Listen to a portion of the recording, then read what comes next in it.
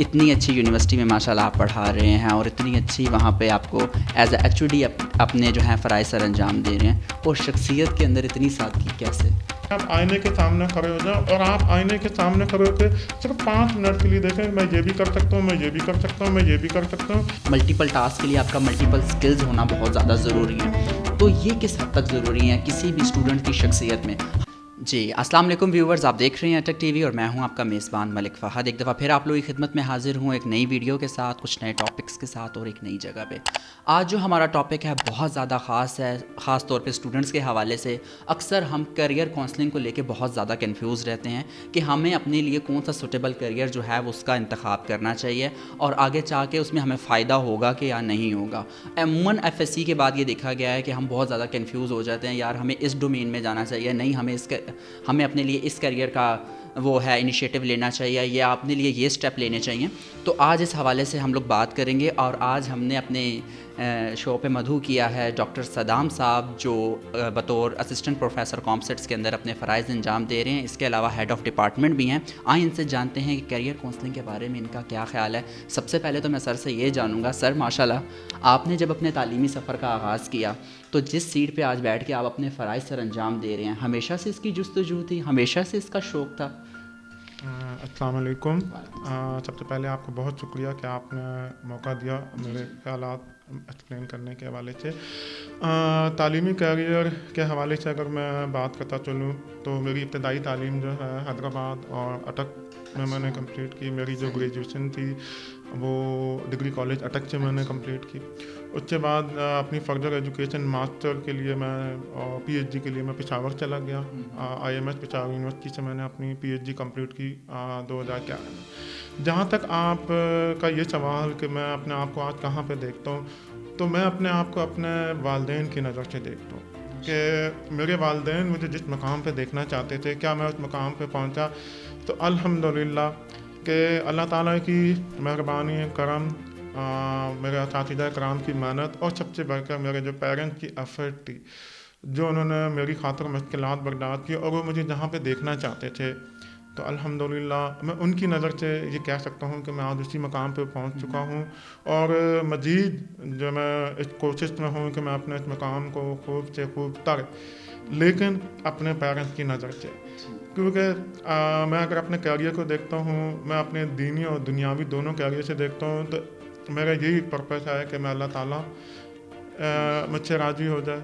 और मेरे पेरेंट्स जिन्होंने इस मकाम तक पहुंचाने के लिए इतनी जान अफसानी से काम किया, इतनी मेहनत की, तो बिल्कुल मैं इस पर बिल्कुल सेटिस्फाइड हूँ। जहाँ तक कैरियर के हवाले से है, कैरियर मैंने before joining this COMSATS university में मेरा कैरियर का स्टार्ट फार्मा इंडस्ट्री से हुआ था। फिर मैंने बैंकिंग सेक्टर में भी काम किया। इसके बाद फिर एक और यूनिवर्सिटी पेशावर में मैंने वहाँ पे अपना स्टार्ट किया। जब मैं बैंकिंग सेक्टर में था, उन्हीं दिनों मेरी पीएचडी की स्कॉलरशिप भी मुझे हायर एजुकेशन की तरफ से मिली। तो मेरा क्योंकि एक अपने स्टार्ट से ये ख्वाहिश थी, क्योंकि अल्हम्दुलिल्लाह मेरी मरहूमा वालदा जो थी, अल्लाह उनकी बख्शिश फरमाए, वो अपने कैरियर में एक बेहतरीन टीचर के तौर पर उन्होंने ज़िंदगी गुजारी। और उनको देख के मुझे बचपन से इंस्पायरेशन थी कि मैं भी टीचर बनूं। और जब मैं ग्रेजुएशन में था, मैं 99 की बात बता रहा हूँ, मैंने अपने टीचिंग कैरियर स्टार्ट कर दिया एज अ ट्यूशन एकेडमी। और अल्हम्दुलिल्लाह आज मेरे बेशुमार स्टूडेंट हैं जो कि ज़िंदगी के मुख्तलिफ शोबा जात में खिदमात सर अंजाम दे रहे हैं, ना सिर्फ नेशनल लेवल पे बल्कि इंटरनेशनल लेवल पे। तो अल्हम्दुलिल्लाह ये कैरियर जारी है और अल्लाह ताला से पूरी उम्मीद है कि अपने असातिज़ा कराम और अपने माँ बाप की दुआओं के सदक़े में इंशाअल्लाह आगे भी इसको अच्छी तरीके से जारी रखूँगा। और सर हम रब ताला से भी दुआ गो हैं कि आप इसी तरीके से अपने हिस्से की शम्मा बेहतरीन तरीके से आप लोग जलाते रहें। अच्छा सर, मैं आपसे ये भी जानना चाहूँगा, माशाल्लाह जो मैं आपकी शख्सियत में देख रहा हूँ कि इतनी अच्छी पोस्ट, इतनी अच्छी यूनिवर्सिटी में माशाल्लाह आप पढ़ा रहे हैं और इतनी अच्छी वहाँ पे आपको एज ए एचओडी अपने जो हैं फ़राइज़ सर अंजाम दे रहे हैं, और शख्सियत के अंदर इतनी सादगी कैसे? देखें, सबसे पहले आपका शुक्रिया, आपने ये बात कही। सबसे पहले तो मैं इसका क्रेडिट दूंगा अपने माँ बाप की तरबियत को, कि उन्होंने जिस तरीके से मेरी तरबियत की, मेरी वालदा जो कि एक टीचर भी रही हैं, और वो ज़ाहिर है जब वो दूसरों के बच्चों को एक नसीहत करती थी तो ज़ाहिर है उनका मेरे पे और मेरे बहनों पे बहुत ज़्यादा फोकस रहा कि हम भी वैसे ही। फिर अगर मैं हवाले से बात करूँ, देखिए हमारी ज़िंदगी का जो मकसद है वो अल्लाह ताला और नबी करीम सल्लल्लाहु अलैहि वसल्लम की सुन्नत के मुताबिक ज़िंदगी गुजारना है। तो अगर मैंने अपनी लाइफ में अब तक जितना भी सबक पढ़ा है और मैंने ये सीखा है कि अगर आप अपनी ज़िंदगी को नबी करीम सल्लल्लाहु अलैहि वसल्लम की सुन्नत के मुताबिक गुजारते हैं तो आप अपनी लाइफ में बहुत सुकून महसूस करते हैं। तो आप देखें सादगी के हवाले से देखा जाए तो मैं तो अपनी नबी करीम सल्लल्लाहु अलैहि वसल्लम की सुन्नत को मतलब फ़ॉलो करने की कोशिश कर रहा हूँ, क्योंकि मुझे मालूम है कि इसी में ही हमारी कामयाबी है, इसी में सुकून है, इसी में ज़िंदगी की तमाम खुशियों का दारोमदार है। सर हम लोग अमूमन के तौर पे जिस तरह मैंने शुरू में भी बात की कि अमूमन इंटर के बाद बच्चे बहुत ज़्यादा कंफ्यूज होते हैं कि हमें अपने लिए कौन सी फील्ड का इंतखाब करना चाहिए या जिसमें जाके हम लोग अपना बेस्ट देंगे। तो उन हवाले से हमें गाइड करें कि इस हवाले से क्या होने चाहिए। स्कूल लेवल पे कोई ऐसे सेमिनार होने चाहिए, कोई ऐसी मोटिवेशनल स्पीकर्स होने चाहिए, या हमारे पास कैरियर काउंसलिंग के हवाले से एक सेशन होना चाहिए स्कूल्स के अंदर या कॉलेजेस में। फ़ाद साहब आपने बहुत ही इम्पोर्टेंट सवाल किया है और मेरी कोशिश होगी कि मैं इसमें अपनी भरपूर शिरकत से इसका जवाब दे सकूं। सबसे पहले मैं आपको बताता चलूँ, आज से 15-20 साल पहले जब मैं भी स्कूल में था तो जो एक कॉन्सेप्ट था कि जी आपने तालीम हासिल करनी है और तालीम हासिल करने के बाद आपको एक अच्छा कैरियर मिल जाएगा। और अच्छे कैरियर से मुराद हम ये लेते थे कि हमें एक बहुत अच्छी जगह जॉब मिल जाएगी। हम बचपन से ये सुनते हुए आ रहे थे कि हम एक अच्छे इदारे में नौकरी करेंगे, हमारी तनख्वाह अच्छी होगी तो हमारा ये कैरियर बन गया। अब मौजूदा हालात में अगर हम इसको देखें तो मौजूदा हालात में इंफॉर्मेशन टेक्नोलॉजी की बदौलत और जो इस वक्त जैसे एक वर्चुअल वर्ल्ड का ये कॉन्सेप्ट सामने आ गया और ग्लोबलाइजेशन का जो कॉन्सेप्ट सामने आ गया, तो ये दुनिया बहुत हद तक अब बदल चुकी है। ख़ास तौर पे अगर मैं आपके सवाल को स्टेप बाय स्टेप लेके चलूँगा कि कैरियर के हवाले से हमें क्या सोचने की ज़रूरत है। मैट्रिक FSC के बाद क्या हमारा कैरियर सिर्फ इंजीनियरिंग या मेडिकल प्रोफेशन या मैनेजमेंट साइंसेज या कंप्यूटर साइंसेज की हद तक ही है। हम आमतौर पे अपने कज़न्स में, अपने बड़ों को, अपने मोहल्ले में, अपने इलाके में हम जब देखते हैं तो हमें सिर्फ ये इंस्पायरेशन मिलती है कि शायद हमारा कैरियर सिर्फ इन चीज़ों की हद तक महदूद है। मैं आपकी एग्जांपल देता हूँ, आप माशाल्लाह जर्नलिज्म में हैं, ये भी एक फील्ड है। तो इसका मतलब है कि ये सिर्फ फील्ड यहाँ अब वो वक्त नहीं रहा कि आप अपने बच्चों को या तो इंजीनियर बनाएं या डॉक्टर बनाएं। और मुझे अभी भी याद है कि जब मैं FSC के बाद मेरी ये ख्वाहिश नहीं थी कि मैं इंजीनियर बनूं या डॉक्टर बनूं, मैं कुछ और करना चाहता था। तो मुझे जिस तरीके से अपनी सोसाइटी में लोगों की बातें सुनना पड़ी तो मुझे ऐसे लगता था जैसे मुझसे कोई गुनाह हो गया कि अगर मैं इंजीनियर नहीं बन सका, और मेरे पेरेंट्स भी इसको महसूस करते थे। अब जो वक्त आ चुका है, अब हमें इसमें अपनी सोच में तब्दीली लाने की ज़रूरत है। दुनिया में बहुत ज़्यादा प्रोग्राम्स आ चुके हैं, बहुत ज़्यादा प्रोफेशन आ चुके हैं। बुनियादी नुक्ता ये होता है कि जो बजाते खुद एक स्टूडेंट है, जो मैट्रिक में है, वो FSC में है, वो खुद क्या करना चाहता है, वो क्या कर सकता है। देखिए कैरियर काउंसलिंग में अगर मैं आपको बता दूं ये फील्ड है, ये फील्ड है, ये फील्ड है, चले ये भी एक अच्छी बात हो जाएगी। लेकिन मैं समझता हूँ बुनियादी नुक्ता यह है कि बजाते खुद मैं सद्दाम हुसैन, अगर मैं अपने आप को मैट्रिक FSC के बाद देखूँ तो मैं क्या कर सकता था। मुझे ये लगता था मैं टीचिंग कर सकता हूँ, और मेरे स्टूडेंट इस बात की गवाही देंगे कि अगर मेरी टीचिंग बहुत अच्छी नहीं रही तो मेरी बुरी भी नहीं रही। क्यों? मैंने ये प्रोफेशन बाय चॉइस लिया। मैंने अपनी मदद को इंस्पायरेशन देखी और मैंने उस पूरे प्रोसेस को देखा ये किस तरीके से होता है, तो मुझे मज़ा आता था। और इसी वजह से मैंने अपने ज़माने तालिब इल्मी में ही इस प्रोफेशन को चॉइस के तौर पर लिया। तो क्वेश्चन ये आ जाता है कि आप खुद क्या करना चाहते हैं। अच्छा, हम कैरियर को इस पर्सपेक्टिव में देखते हैं कि अगर मैं बैंकर में बन गया, अगर मैं कंप्यूटर साइंस में चला गया, मेरी सैलरी ज़्यादा हो जाएगी। जैसे मैं आपको अपनी PhD के हवाले से बता दूं, आजकल बहुत सारे लोग PhD कर रहे हैं और वो इस वजह से PhD नहीं कर रहे कि वो टीचिंग प्रोफेशन में आना चाहते हैं, वो इस वजह से PhD कर रहे हैं कि इसमें हमें बहुत ज़्यादा पैसे मिलेंगे।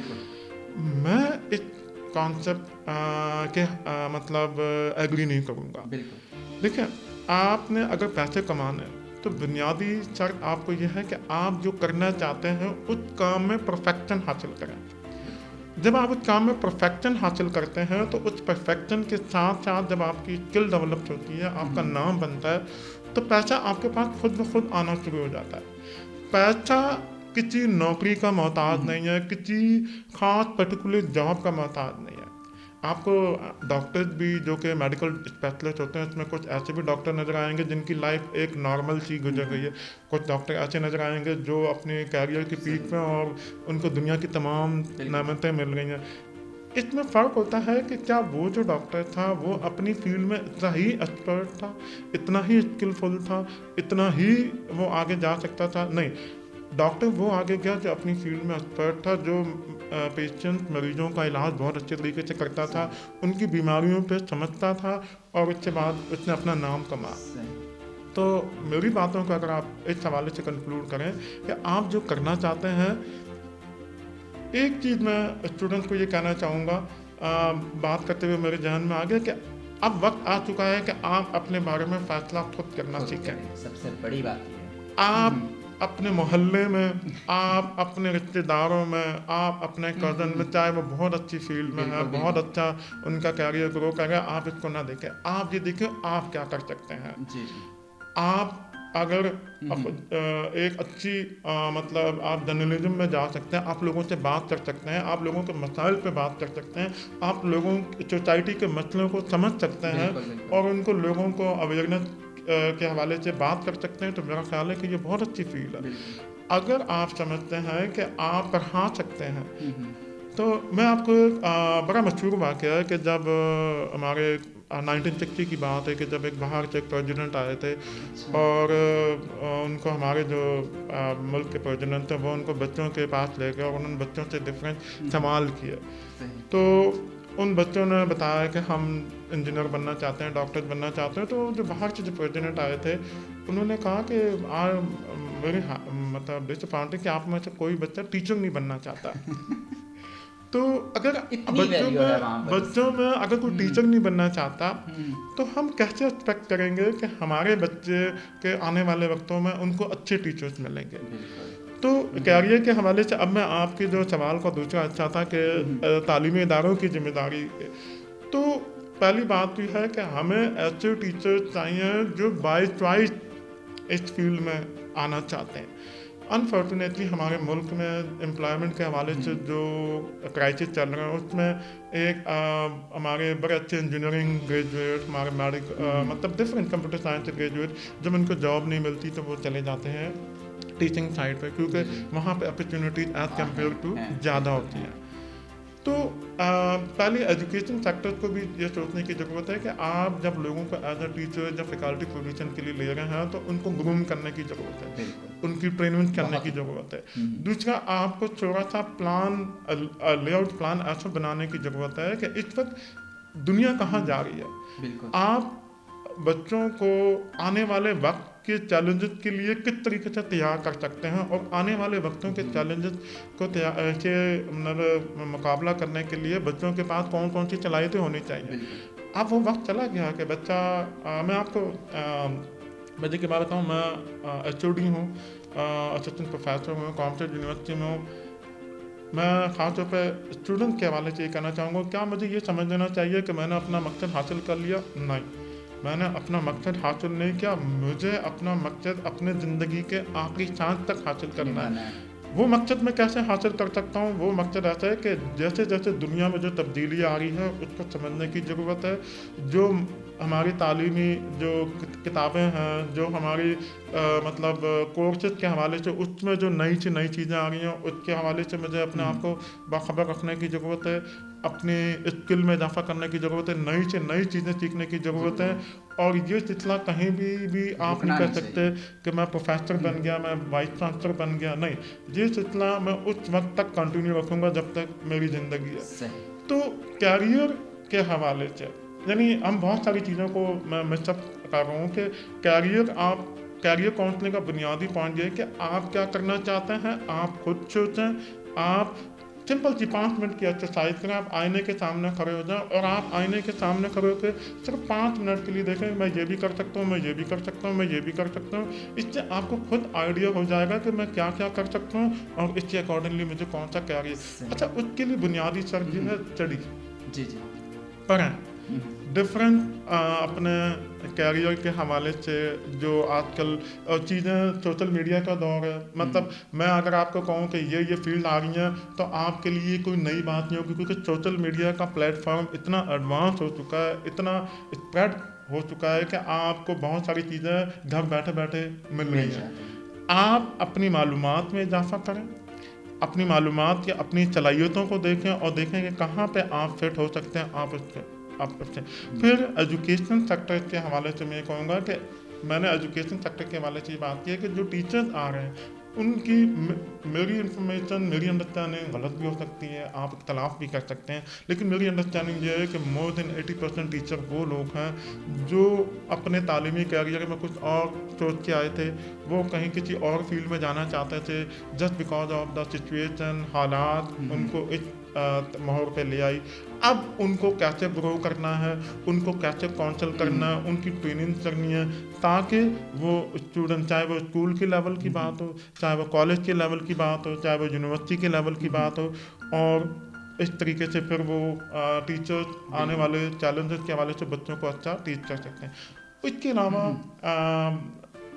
बजाते इंडिविजुअल मुझे खुद भी देखने की जरूरत, जैसे मैंने अपनी एग्जाम्पल दी कि मैं अपने इदारे में अगर जॉब कर रहा हूँ तो मैं इदारे को सिर्फ नहीं देखूंगा बल्कि मैं खुद भी देखूंगा, क्योंकि मेरे पास एक ऐसा मोबाइल की सूरत में, एक लैपटॉप की सूरत में एक ऐसा मेरे पास अपॉर्चुनिटी है जिसमें दुनिया की टॉप की universities free of cost training provide कर रही हैं, सर्टिफिकेशन ऑफर कर रही हैं, यूट्यूब के चैनल्स हैं जिसमें आपको एक क्वालिटी के जो चैनल्स हैं जिसमें आपको वो बहुत मालूमाती प्रोग्राम दिखाते हैं, जिसमें आपको आने वाले चैलेंजेस के हवाले से, नई सलाहियतों के हवाले से बात हो रही है। तो मुझे अब डिफरेंट यानी 360 डिग्री में चीज़ों को देखने की ज़रूरत है।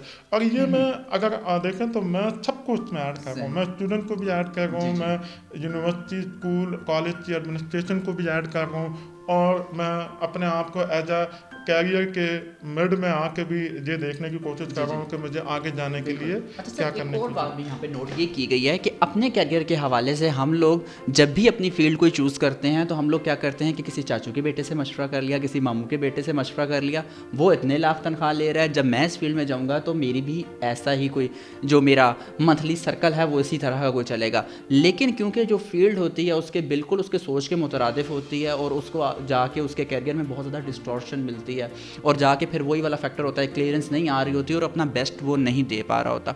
और सर मैं ये जानना चाहूँगा आपसे, तो इस हवाले से क्या होना चाहिए, इस हवाले से स्टूडेंट अपने आप को कैसे ग्रूम करें? ठीक है, थैंक यू। ये भी बहुत इम्पोर्टेंट सवाल है। देखें, उसमें बुनियादी बात ये आ जाती है कि जब स्टूडेंट को ख़ास तौर पे जो मैट्रिक, एफएससी, इनको ये देखने की ज़रूरत होती है कि मेरी स्किल्स क्या हैं, मैं क्या क्या काम बेहतर कर सकता हूँ। अच्छा, आपने जो बात की ये मुझे ऐसे ही लग रहा है कि अगर मेरी तबीयत ख़राब है तो मैं अपने कज़न से पूछ लूँ मुझे कौन सी दवाई लेनी चाहिए। तो अपने कैरियर के हवाले से भी अगर मैं अपने कज़न से या पूछूंगा तो ये भी सेम वही सिचुएशन है। बिल्कुल बिल्कुल। इसका मतलब ये होगा कि अगर मेरी तबीयत ख़राब है तो मुझे एक डॉक्टर, चाहे वो मेरा कज़न है, चाहे वो हॉस्पिटल में बैठा हुआ, मुझे उसके पास जाना चाहिए। तो इसी तरीके से कैरियर के हवाले से भी आपको ये देखने की ज़रूरत है कि कौन कौन से रिलेटेड लोग हैं। अगर मिसाल के तौर पर मेरे पास स्टूडेंट आते हैं कि जब पीएचडी करना चाहते हैं, मैं उनसे पहला सवाल करता हूँ आप पीएचडी क्यों करना चाहते हैं। वो कहते हैं कि सर इसमें सैलरीज बहुत अच्छी हैं। मैंने कहा ये गारंटेड नहीं है। मैंने कहा इस वक्त मार्केट में पाकिस्तान में ये वक्त भी आ चुका है कि पीएचडी को भी जॉब नहीं मिल रही।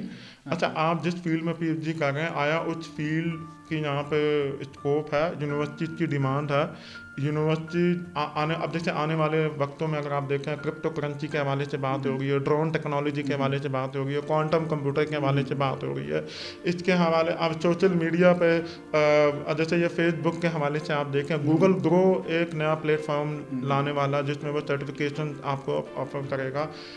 यूनिवर्सिटी के हवाले से मैं आपको बड़े मज़े की बात बता दूं कि पाकिस्तान में तो चले मुझे नहीं लगता, लेकिन आने वाले 5 से 10 सालों में मुझे यूनिवर्सिटी का फ्यूचर नज़र नहीं आ रहा। अगर आप अभी पीएचडी कर रहे हैं तो मुझे तो 10 साल बाद यूनिवर्सिटी अपनी जगह पर नज़र नहीं आ रही। वो एक totally degree based skill based certification की तरफ जा रही है दुनिया। जी जी जी। अब और इदारों को वो लोग चाहिए जिनके पास कोई पर्टिकुलर स्किल है, चाहे उससे मैटर की ना की हो।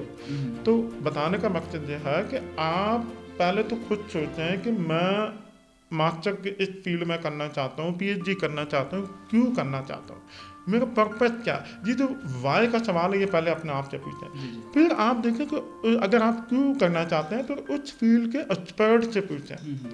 जिस तरीके से हमारे यहाँ पे अगर हजामत करवाने जाते हैं तो जो नाई होता है वो आपको पॉलिटिकल साइंस पे बड़ी ज़बरदस्त गुफ्तगू करता हुआ नजर आएगा। इसका मतलब ये नहीं है कि वो एक अच्छा सियासतदान है, वो एक अच्छा मसाइल को सॉल्व करने वाला है। नहीं, आपने उस शख्स के पास जाना जो इस फील्ड के अंदर मौजूद है, जो इस फील्ड का एक्सपर्ट है, और हाँ वो इतना समझदार हो कि वो आपको भी जज करने की सलाहियत रखता हो, जिसमें वो आपके मसाइल को भी देखे, आपकी शख्सियत को देखे, आपकी स्किल को देखे, और फिर वो आपको गाइड करने की पोजीशन में आए। हर बंदा आपको कैरियर एडवाइजर नहीं हो सकता। इवन मैं अपने बारे में कहता हूँ, IMP इन मैनेजमेंट साइंसेज, मैं आपको हर तक जो पीएचडी करना चाहता है उसको एडवाइस नहीं करूँगा। मेरी अपनी एक पर्टिकुलर स्पेसिफिक फील्ड है, उस फील्ड में अगर कोई पीएचडी करना चाहता है मैं सिर्फ और सिर्फ इस हवाले से उसको गाइड करूँगा। अगर वो फिजिक्स में करना चाहता है, केमिस्ट्री में करना चाहता है, सिर्फ इस वजह से कि मैं पीएचडी हूँ, मैं उसको गाइड। तो अगेन वही बात है, अगर आपकी तबीयत ख़राब होती है आप डॉक्टर के पास जाते हैं। इसी तरीके से कैरियर काउंसलिंग के लिए भी आपको किसी ऐसे एक्सपर्ट के पास अगर आप समझते हैं कि आपके आसपास नहीं है, आप लोगों से पूछ सकते हैं। आपको यूट्यूब पे वीडियोज मिल सकती हैं, आपको सोशल मीडिया पे डिफरेंट प्लेटफॉर्म मिल सकते हैं। तो आपको कैरियर के हवाले बस कहने का मतलब ये है कि वैलिड बंदे के पास हम लोग। लेकिन देखिए मैं आपको एक बात बताऊँ, साहब मैं आपके पास आया और मैं कहूँ जी मुझे बताएं, मैं अगर आपकी तरह एक अच्छा एंकर पर्सन बन रहा हूँ तो मुझे क्या करना चाहिए। आप रेलिवेंट बंदे हैं, लेकिन क्या आपसे ये सवाल पूछने से पहले मैंने कोई वर्किंग किया? मैंने ये देखा है कि मैं एंकर पर्सन बन भी सकता हूँ कि नहीं, मैं एक अच्छी बात कर भी सकता हूँ, मैं लोगों में जाके लोगों के मसाइल पे बात कर सकता हूँ, लोगों से मिल सकता हूँ, मैं छाए तो नहीं हूँ, मैं थोड़ा सा नर्वस तो नहीं हो जाता। अच्छा, फिर दूसरी बात यह है कि मेरी स्किल अगर मुझे इजाज़त देती है, मैंने एंकर पर्सन की रिक्वायरमेंट के हवाले से मैं नॉलेज रखता हूँ। मुझे ये भी पता है कि इसमें आपकी डिग्री कौन सी होनी चाहिए, आप में कौन कौन से वो कैरेक्टर्स होने चाहिए पर्सनालिटी के। पहले मैं अपनी वर्किंग करूँ, फिर मैं आपसे पूछूँ। अगर मैं आपके पास आ जी मैं एंकर पर्सन बनना चाहता हूँ, आप तो जाकर मुझे बता देंगे, आप तो मेरा दिल नहीं तोड़ेंगे, आप कहेंगे जी आप बिल्कुल बंद कर सकते हैं, आप ये कर लें। इसका हरगिज़ मतलब नहीं है कि आपने मुझे कह दिया तो मैं बन जाऊँ, नहीं। पहले मुझे अपने आप मालूम सेल्फ नॉलेज पे जाना की ज़रूरत होगी, मालूमात लेने की ज़रूरत होगी, और फिर मैं आपके पास अपनी खुदशनासी सबसे पहले करनी होगी। अच्छा सर, ये भी देखा गया है कि हम लोग अपने जो मल्टीपल टास्क हैं, मल्टीपल टास्क के लिए आपका मल्टीपल स्किल्स होना बहुत ज़्यादा ज़रूरी है। तो ये किस हद तक ज़रूरी है किसी भी स्टूडेंट की शख्सियत में? हम लोग अमूमन ये होता है कि किसी एक स्किल पे काम कर रहे होते हैं, जिस एक्सपर्ट्स के हवाले से एक स्किल्स पे काम कर रहे होते हैं, लेकिन लाइफ में जाके आगे प्रैक्टिकल लाइफ में हमें डिफरेंट तरह के टास्क देखने को मिलते हैं। बतौर जिस इदारे के साथ मैं मुंसलिक हूँ या यहाँ पे मैं काम कर रहा हूँ, वहाँ पे भी डिफरेंट टास्क है। तो वहाँ पे आप अपने मल्टीपल जो टास्क के लिए मल्टीपल स्किल्स को कैसे डेवलप कर सकते हो? अच्छा, इसमें अगर आप मुझे जानते हैं, मैं थोड़ा सा एक बच्चे की ज़िंदगी के इब्तदाई दिनों से इस पर देखूँगा। मैंने डिफरेंट ममालिक का भी इसमें मुशाहिदा किया है। हम अपने बच्चों को जब स्कूल में दाखिल करवाते हैं तो हम ये समझते हैं कि बस हमने बच्चों को स्कूल में दाखिल करवा दिया और जब वो यूनिवर्सिटी से निकलेगा तो बस हम बच्चों को अमूमन ये कहते हैं आप पढ़ो, आप तालीम हासिल करो, बस आपकी ज़िंदगी का ये मकसद है। और ये 15 से 20 साल पहले हमारे पेरेंट्स भी करते थे। मैं इससे इख्तलाफ नहीं कर रहा, मैं ये भी ठीक है। लेकिन अगर हम मौजूदा ज़माने को देखें तो अब being as a parent, being as a teacher और बीइंग एज अ एल्डर, हमें ये देखने की भी ज़रूरत है कि आने वाले वक्तों में मल्टीपल टास्क का एक कॉन्सेप्ट आ गया है कि आपको डिफरेंट टास्क परफॉर्म करने। अच्छा, हम इसको सिर्फ कैरियर की हद तक ले रहे हैं, मैं कैरियर की हद तक इस पर नहीं ले रहा। आप देखें, हम जब ज़िंदगी अपने प्रोफेशनल कैरियर में जाते हैं तो आपको ज़िंदगी में डिफरेंट लोगों से वास्ता पड़ता है। वो सिर्फ आपके प्रोफेशनल कैरियर के हवाले से नहीं होता, वो ज़िंदगी के डिफरेंट जो पैराए हैं, डिफरेंट मराहिल हैं, उसमें आपको डिफरेंट लोगों से वास्ता पड़ता है। आप परचेजिंग करते हैं, आप घर बनाते हैं, सही। आप मैकेनिक के पास जाते हैं, आप हॉस्पिटल जाते हैं, आप मतलब बहुत सारे आपको, तो हम अपने बच्चों को इस तरीके से प्रिपेयर नहीं करते।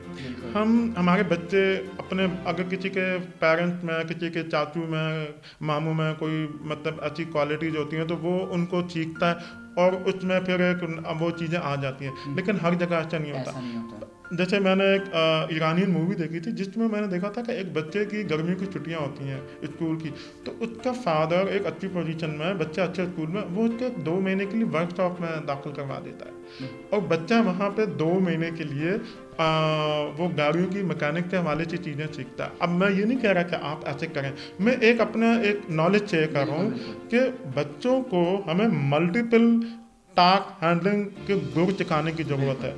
मोटर पे पुलिस वाले आए, वो हमें बता रहे थे कि जी आप बेल्ट, सीट बेल्ट बांध दें आप अपनी सेफ्टी का। तो मैंने उनको ये सजेस्ट किया कि वाई नॉट हम बच्चों को स्कूल में तीसरी चौथी क्लास में ये बताना शुरू कर दें कि ये सीट बेल्ट। मैंने कहा हमने तो अपनी लाइफ में बहुत सारे एक्सीडेंट भी देखे हैं, हम तो फिर भी सीट बेल्ट नहीं बांध रहे। हम तो प्रैक्टिकली चीज़ों को देख रहे हैं। बच्चे को मल्टीटास्किंग आपने स्टार्ट से लेके चल गया, ये फिर उसका सिलसिला आगे चलता जाता है और इसमें पेरेंट्स देख सकते हैं कि वो बच्चों को कौन कौन से। अच्छा, फिर अब मैं कैरियर की तरफ आता हूँ। मैं माजरत कि मैं आपके इसको थोड़ा सा डिटेल में लेके चला। अब कैरियर के हवाले से एक और मसला मैंने देखा है कि बच्चे ने बैचलर किया इकोनॉमिक्स में, मास्टर किया है कंप्यूटर में, और वो आप प्रोजेक्ट मैनेजमेंट में जा रहा है या वो किसी फिजिक्स में जा रहा है। ये मल्टीटास्किंग नहीं है, ये बेसिकली आप अपने कैरियर को ख़राब करने की कोशिश कर रहे हैं। मल्टीटास्किंग का मतलब ये होता है कि अगर आप बिजनेस एडमिनिस्ट्रेशन में आए हैं या कंप्यूटर साइंस में, उस एरिया पर्टिकुलर फील्ड के अंदर डिफरेंट मल्टीटास्किंग है, उसी डोमेन के अंदर आप जाएं। और अब मिसाल के तौर पर मैं मैनेजमेंट साइंसेस में, तो इसमें फाइनेंस की फाइनेंशियल एक्सपर्टीज हैं, इसमें डाटा साइंटिस्ट के हवाले से एक्सपर्टीज हैं, इसमें ह्यूमन रिसोर्स के हवाले से, मार्केटिंग के हवाले से, सप्लाई चेन मैनेजमेंट के हवाले से। तो अब जाएगा मुझे इसमें किसी हद तक अपनी ह्यूमन रिसोर्स मैनेजमेंट की फील्ड में भी एक्सपर्ट होने की ज़रूरत है, बल्कि मैं इसमें मल्टीटास्किंग के हवाले से भी देख सकता हूँ। कंप्यूटर साइंस में भी इसी तरीके से हो सकता है, इंजीनियरिंग के हवाले से भी। अच्छा, फिर मल्टीटास्किंग में आप इसको इस तरीके से भी देखते हैं, आप जिस इदारे में जॉब कर रहे हैं उस ये बात याद रखिएगा कि बल्कि ये मोर देन 50% मैं कह सकता हूँ, मे बी मैं रॉन्ग, बट ये हकीकत है कि आपकी जिस फील्ड में डिग्री होती है, कैरियर में शायद आपको उस फील्ड की जॉब ना मिले। पाकिस्तान में एम्प्लॉयमेंट की अपॉर्चुनिटी बहुत कम है और ये अक्सर ज़िंदगी के डिफरेंट शोबाजात में देखा गया। जैसे मैं टीचर्स के हवाले से मैंने आपको एग्जाम्पल दिया, तो हमें अपने एक चीज़ होता है कि अपने पहले 20-25 साल जो हमारी ज़िंदगी के होते हैं, उसमें स्टूडेंट को चाहिए कि उसको जो कुछ सीखने का मौका मिल रहा है वो सीखे।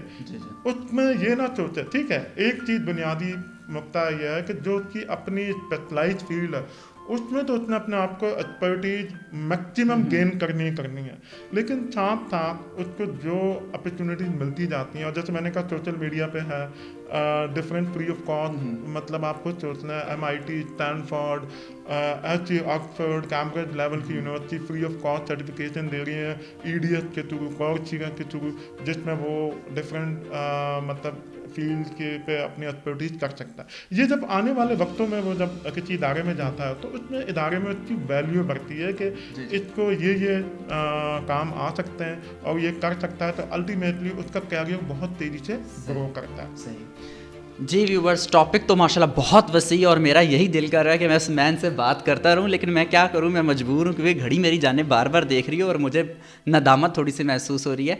तो इंशाल्लाह आपके पेशे खिदमत इसी तरह के टॉपिक्स लेकर आएंगे, इंशाल्लाह इसी टॉपिक्स पे आप लोगों से बात होगी। हो सकता है हमारा काम है बीज फेंकना, हो सकता है कोई पौधा लग ही जाए। मैं सर से कहूँगा सर 2 लाइन मैसेज अपने स्टूडेंट्स के हवाले से क्या देना चाहिए? जी थैंक यू। मेरा स्टूडेंट के लिए यही मैसेज होगा कि अपने माँ बाप का अदब करें, उनके कहने के मुताबिक चलें, अपने उस्तातिज़ा का अदब करें, उनके कहने के मुताबिक, और अपनी ज़िंदगी में अल्लाह और उसके रसूल की सुन्नत को अपनाएं। आपकी ना सिर्फ ज़िंदगी में कामयाबियाँ बल्कि आने वाले वक्तों में भी, आखिरत में भी आपके लिए कामयाबियाँ ही कामयाबियाँ होंगी। सर बहुत शुक्रिया कि आज अपनी इतनी गुनागो मसरूफियात में से इतना कीमती हमें वक्त दिया और इतनी इंपॉर्टेंट डिस्कशन हमारे साथ की। जी व्यूवर्स, आप लोगों से फिर मुलाकात होगी इंशाल्लाह एक नई जगह पे, कुछ नई बातों के साथ, कुछ नई बातों से जुड़ी कुछ नई यादों के साथ। तब तक के लिए अपने होस्ट मलिक फ़ात को इजाज़त दीजिए और देखते रहिए आपका अपना टीवी, अटक टीवी। अल्लाह हाफिज़।